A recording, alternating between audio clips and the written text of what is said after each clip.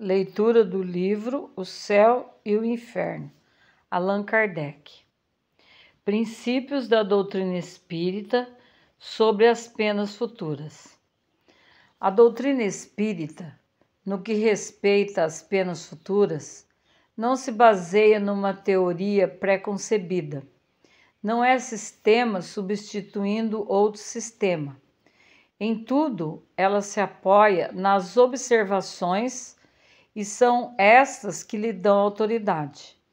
Ninguém jamais imaginou que as almas, depois da morte, se encontrariam em tais ou quais condições. São elas, essas mesmas almas partidas da terra, que nos vêm hoje iniciar nos mistérios da vida futura, descrever-nos sua situação feliz ou desgraçada, as impressões, a transformação pela morte do corpo, completando em uma palavra os ensinamentos de Cristo acerca desta questão.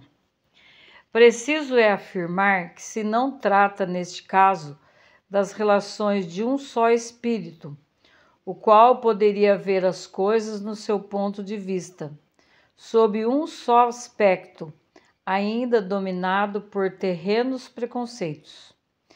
Tampouco se trata de uma revelação feita exclusivamente a um indivíduo que pudesse deixar-se levar pelas aparências, ou de uma visão estática suscetível de ilusões, o que muitas vezes não passa de reflexo de exaltada imaginação. Trata-se, sim, de inúmeros exemplos, fornecidos por espíritos de todas as categorias, desde os mais elevados aos mais inferiores da escala, por intermédio de outros tantos auxiliares, médiuns, disseminados pelo mundo, de maneira que a revelação deixa de ser privilégio de alguém, pois todos podem prová-la, observando-a sem obrigar-se à crença pela crença de outrem. Código Penal da Vida Futura.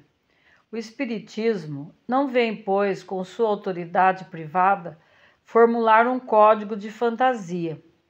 A sua lei, no que diz respeito da alma, deduzida das observações do fato, pode resumir-se nos seguintes pontos. Primeiro, a alma ou espírito sofre na vida espiritual as consequências das imperfeições que não conseguiu corrigir na vida corporal.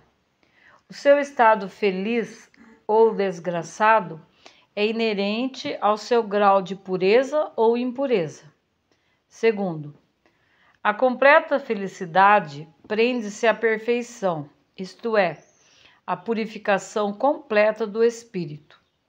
Toda imperfeição é por sua causa de sofrimento e de privação de gozo, do mesmo modo que toda perfeição adquirida é fonte de gozo e atenuante de sofrimentos. Terceiro, não há uma única imperfeição da alma que não importe funestas e inevitáveis consequências, como não há uma só qualidade boa que não seja fonte de gozo. A soma das penas é assim proporcionada à soma das imperfeições, como a dos gozos, a das qualidades. A alma que tem 10 imperfeições, por exemplo, sofre mais do que a que tem 3 ou 4. Quando dessas 10 imperfeições não lhe restar mais que a metade ou 1/4, menos sofrerá e gozará de inteira felicidade, quando não tiver nenhuma.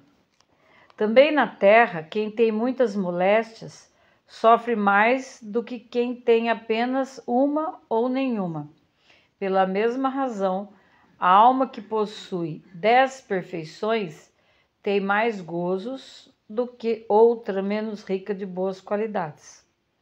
Quarto, em virtude, a lei do progresso que dá à alma a possibilidade de adquirir o bem que lhe falta, como de despojar-se do que tem de mal, conforme o esforço e vontade próprios. Temos que o futuro é franco às criaturas. Deus não repudia nenhum de seus filhos, antes os recebe em seu seio à medida que atingem a perfeição, deixando a cada um o mérito das próprias obras. Quinto, dependendo o sofrimento da imperfeição como gozo da perfeição, a alma traz consigo o próprio castigo ou prêmio, onde quer que se encontre, sem necessidade de lugar circunscrito. O inferno está em toda parte em que haja almas sofredoras, e o céu igualmente, onde houver almas felizes. Sexto, o bem e o mal que faremos decorre das qualidades que possuímos. Não fazer o bem, quando podemos, é, portanto, o resultado de uma imperfeição.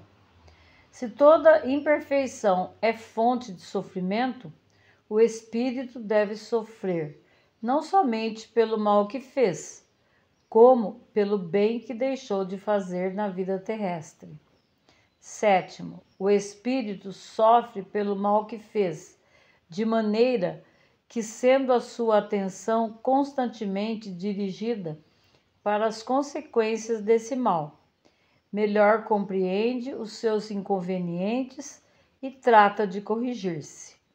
Oitavo, sendo infinita a justiça de Deus, o bem e o mal são rigorosamente considerados, não havendo uma só ação, um só pensamento mau que não tenha consequências fatais, como não há uma única ação meritória, um bom movimento da alma que se perca, mesmo para os mais perversos. Por isso que constituem essas ações um começo de progresso. Nono, toda falta cometida, todo mal realizado, é uma dívida contraída que deverá ser paga. Se o não for em uma existência, sê-lo-á na seguinte ou seguintes, porque todas as existências são solidárias entre si. Aquele que se quita numa existência não terá necessidade de pagar segunda vez. 10.